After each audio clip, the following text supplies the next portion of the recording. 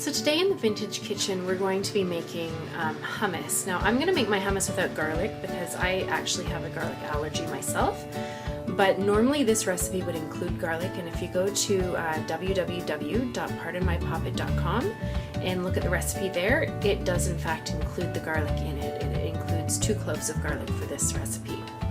So in my food processor, I've already placed the contents of 1 large tin of chickpeas, a 14 to a 19 ounce size tin of chickpeas, and I've already rinsed them. If you ever have any digestive upset from beans or legumes, it's quite likely from unrinsed beans or legumes. If you rinse them, it gets rid of a lot of what causes the issues. This recipe really couldn't be any simpler. All we're going to do is add into the chickpeas a 1/4 cup of lemon juice,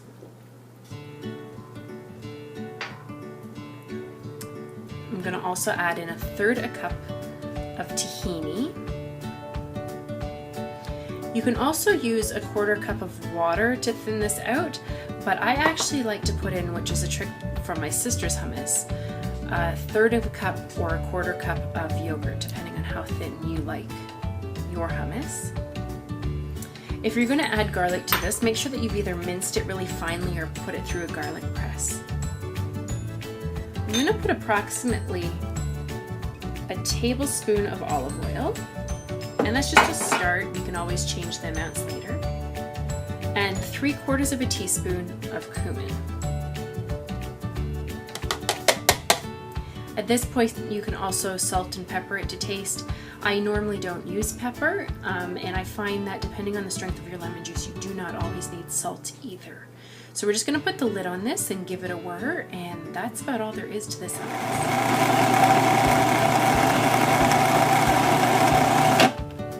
So my food processor's been going for about a minute now, and let me see if I can get it open with one hand. And I like mine a little chunkier like this. If you like yours absolutely satiny smooth, you can keep it going. Or if you want to speed up the process, the quickest way to get it super smooth is to just do it right from the start in a blender. I will warn you though, if you do it in a blender, you're going to have to stop it more often to scrape down the sides.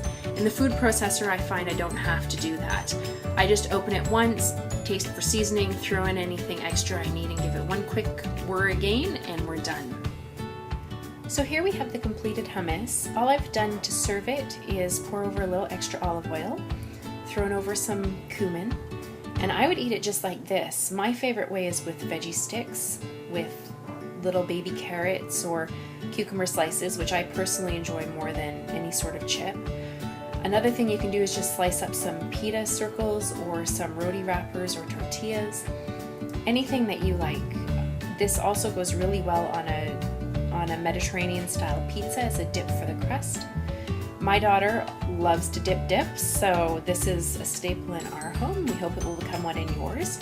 For this and other recipes, head on over to pardonmypoppet.com and check out our What's for Supper Sunday section. And if you have a moment, please subscribe to our YouTube channel so that you don't miss any future videos. That's it for today from the Vintage Kitchen at pardonmypoppet.com.